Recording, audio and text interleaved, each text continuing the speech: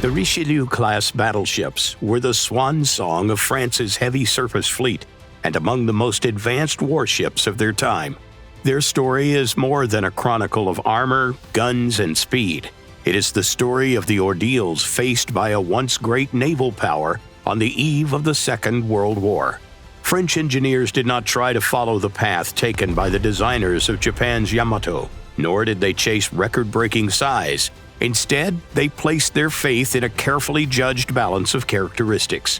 That is why the Richelieu-class is still often regarded as perhaps the most successful European battleship design of its generation. The road to these ships was a long one.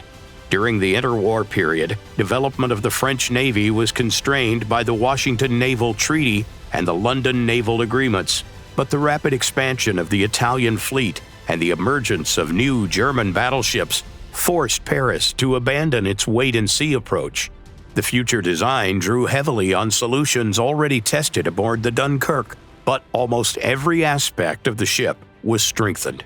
The engineers concentrated on 380mm guns in 2 quadruple turrets forward. This arrangement improved the ship's effectiveness during commerce raiding operations, especially when pursuing an enemy. Despite its enormous size, the battleship could exceed 30 knots, matching the finest fast battleships of the era. The design was not without problems. Quadruple mountings of such large caliber were still immature, and their mechanisms frequently required repairs even outside combat. The French Admiralty originally planned to build 4 ships. After Richelieu and Jean Bart, the next in line were Clemenceau and Gascogne. The latter differed significantly from the others. One of its quadruple turrets was to be moved aft to eliminate blind arcs of fire. The war put an end to those plans. Laid down in 1939, Clemenceau remained unfinished after France's surrender, while Gascogne never progressed beyond the drawing board. In the summer of 1940, the story of the 2 completed hulls took a dramatic turn. The nearly combat-ready Richelieu hurriedly escaped France for Dakar, the capital of Senegal. Jean Bart, with only 1 main battery turret completed, slipped out of Saint-Nazaire almost under the noses of the advancing German forces and headed for Casablanca, but fate had only begun to turn against them. Instead of fighting the Kriegsmarine, the battleships were forced to defend themselves against their former allies. After France's surrender, these ships went under the control of the Vichy regime, which had a formal independency but collaborated with Germany. Great Britain and the United States were wary of the chance that the French Navy could reinforce the Axis powers, so they decided to force it out of the game. Richelieu was badly damaged off Dakar. Then, in 1942, during Operation Torch, the unfinished Jean Bart fought an unequal battle against American forces and was disabled in Casablanca harbor after taking several hits.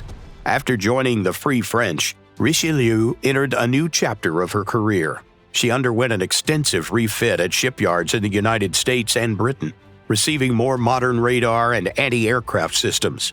The Americans even designed new ammunition specifically for the French battleship's main and secondary guns.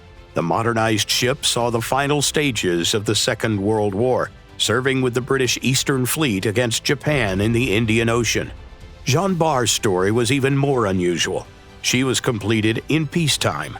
The military spent years debating whether to convert her into an aircraft carrier, but ultimately chose to remain faithful to the original design. The ship was officially commissioned only in 1955, becoming the last battleship in the world to enter service. Later proposals called for converting her into a missile ship or a command vessel for France's Pacific nuclear program. But none of them came to fruition. In 1970, Jean Bart was sent to the breakers. By then, the age of the great gun-armed warship was already over. Carrier aviation and missiles had become the principal striking forces at sea. The Richelieu-class never became master of the oceans, but it entered history as the pinnacle of French battleship design. It combined high speed, a powerful broadside, experimental torpedo protection, and bold engineering solutions in a remarkably balanced package. Had the class appeared only a few years earlier, the world might have seen some of the most dangerous predators in the Mediterranean during the Second World War. Fate decided otherwise. France's last battleships were destined not to become the victors of the great age of naval artillery, but its beautiful and tragic finale.